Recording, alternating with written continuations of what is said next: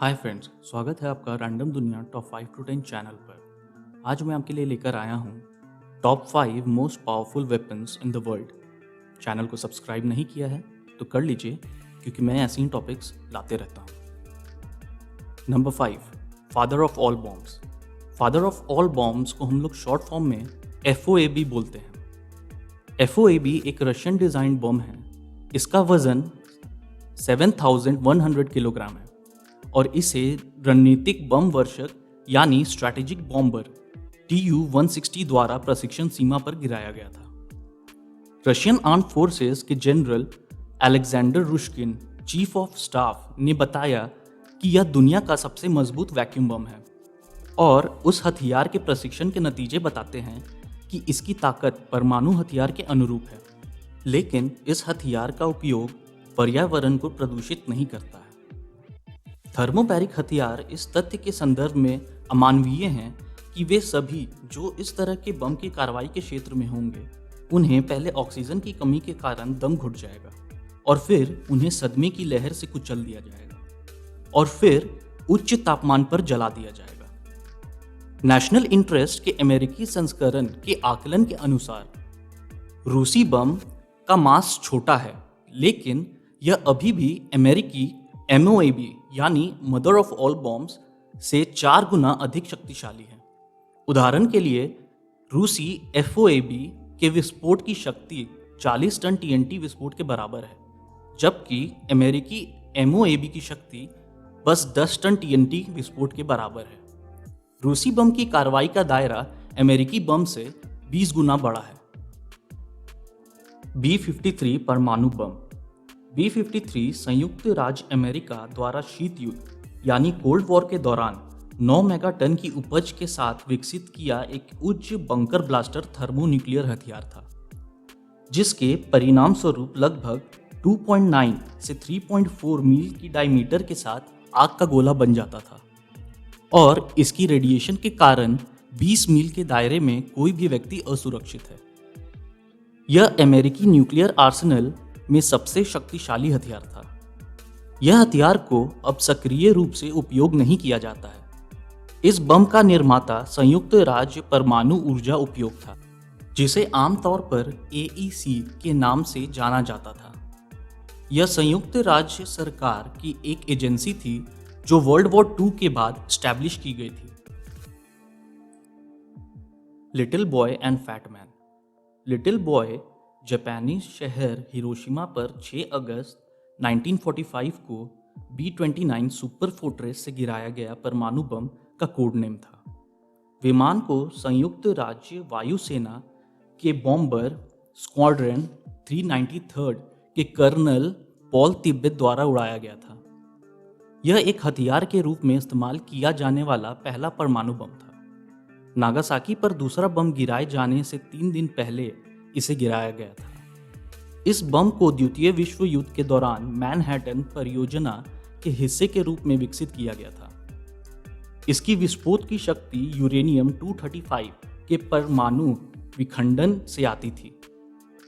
Hiroshima की बमबारी इतिहास में दूसरा आर्टिफिशियली इंड्यूस न्यूक्लियर विस्फोट था। साथ ही साथ पहला यूरेनियम आधारित विस्फोट भी था।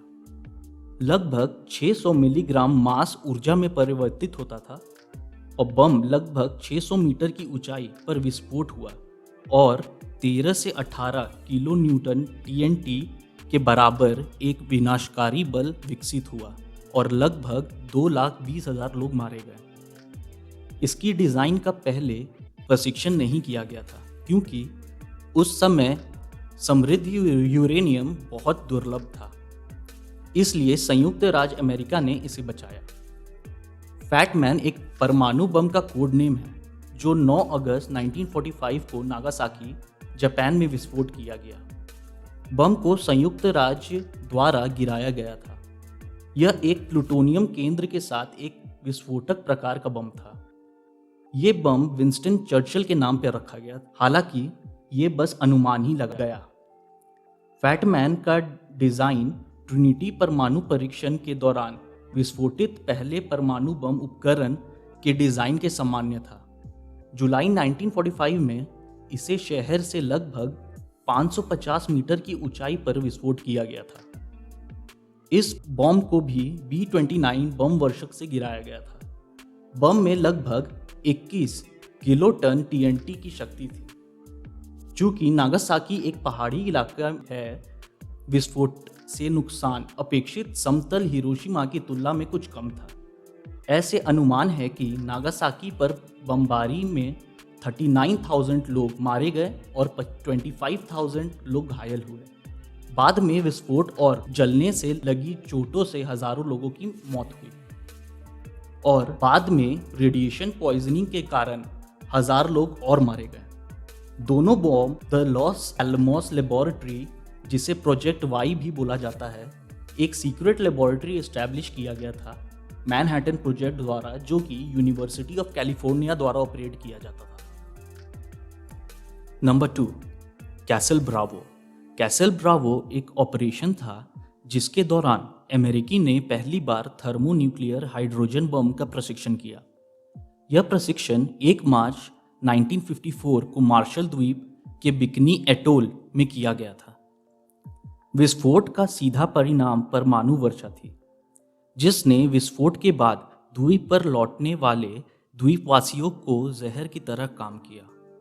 जापानीज मछली पकड़ने वाली नाव लकी ड्रैगन नंबर के चालक दल के सदस्य भी इसकी चपेट में आ गए। कैसल ब्रावो संयुक्त राज्य अमेरिका द्वारा विस्फोटित अब तक का सबसे शक्तिशाली अमेरिकी परमाणु बम था। 15 मेगाटन की शक्ति के साथ यह 4 से 6 मेगाटन की अनुमानित शक्ति से काफी अधिक था। यूएस इतिहास में सबसे अधिक संकेतित रेडियोलॉजिकल उपकरण भी था।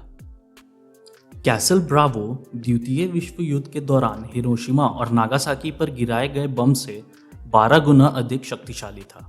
जार बम। जार बम RDS-220 हाइड्रोजन बम के लिए एक उपनाम है। यह अब तक का सबसे शक्तिशाली परमाणु हथियार था। USSR द्वारा निर्मित बम को शुरू में 100 मेगाटन की TNT की शक्ति माना जाता था।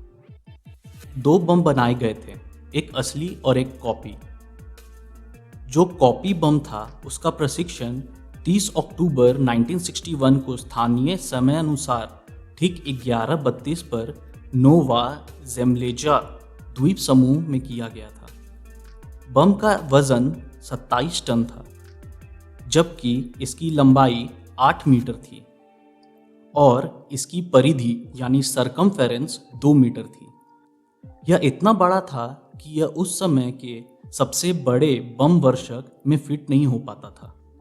यही वजह थी कि बॉम्बर में कुछ बदलाव किए गए। बम लगभग 10.5 किलोमीटर की ऊंचाई से गिराया गया था और जमीन से 4 किलोमीटर ऊपर फट गया था। उस समय जो आग का गोला बना था वह 8 किलोमीटर चौड़ा था और विस्फोट के बाद बनने वाला मशरूम क्लाउड 65 किलोमीटर ऊंचा था और नीचे लगभग 40 किलोमीटर चौड़ा था। बम के चारों ओर 35 किलोमीटर के एरिया वाले क्षेत्र पूरी तरह से नष्ट हो गए थे।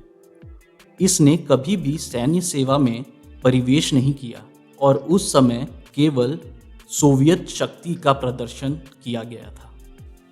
तो आज के लिए बस इतना ही। मिलते हैं नेक्स्ट टॉपिक के साथ।